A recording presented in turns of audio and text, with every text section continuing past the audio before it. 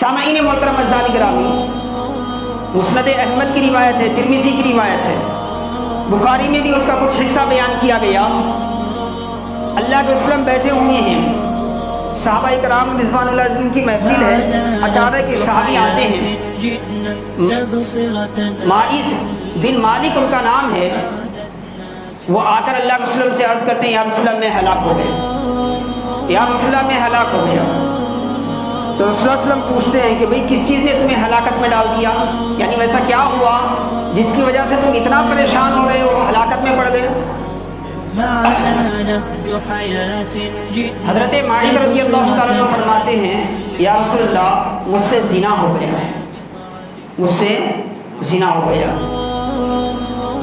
زنا کے لیے، زنا گناہ کبیرہ ہے، اس سے اجتناب ضروری ہے، اور شریعت میں اس کے لیے سزا بھی مقرر ہے، شریعت میں اس کے لیے سزا بھی مقرر ہے۔ اسلامی حکومت ہو اور اسلامی عدالت میں اگر زنا کا کسی کا مقدمہ پیش کیا جائے اور گواہیوں سے وہ سچ ثابت ہو اور زنا کرنے والے غیر شادی شدہ ہوں تو ان کے لیے 100 کوڑے، 100 جلدہ قرآن کا حکم ہے۔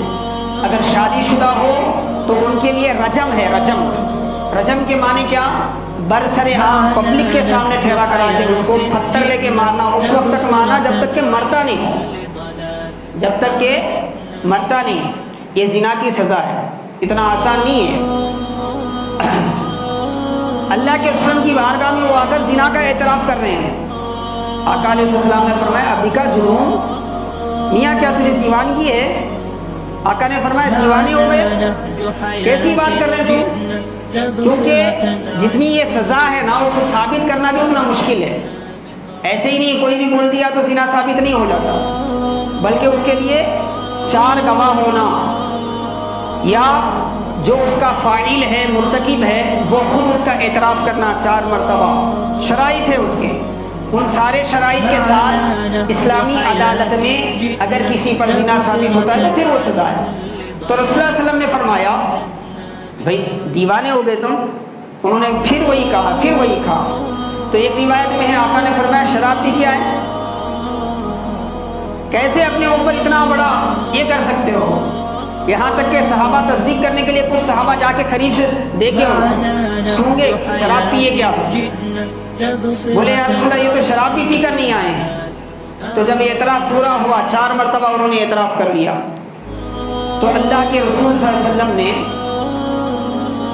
ان پر حد جاری کرنے کا حکم دیا، حد جاری کرنے کا حکم دیا۔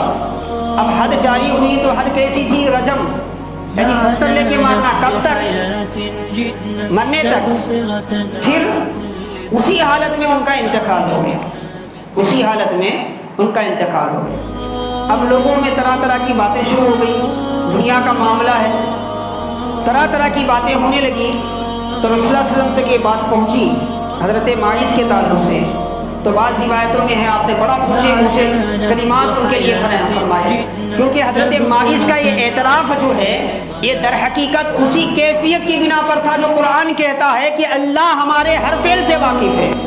حضرت معاذ یہ بتانا چاہتے تھے کہ ہم مولا میں دنیا کی یہ سزا تو برداشت کر سکتا ہوں، لیکن کل قیامت کے دن تیری بارگاہ میں ٹھہر کر اس گناہ کا اعتراف نہیں کر سکتا۔ میں دنیا میں یہ سزا پا کر اس گناہ سے خلاصی چاہتا ہوں، اس کے اثرات سے نکلنا چاہتا ہوں، اس کے بدلے میری جان جاتی تو چلی جائے پروردگارا، مگر کل قیامت کے دن اس گناہ کے ساتھ میں تیری بارگاہ میں نہیں آنا چاہتا۔ اس کیفیت کے ساتھ آپ نے آ کر برملا اعتراف کیا اور اپنے پر وہ حد جاری کروائی۔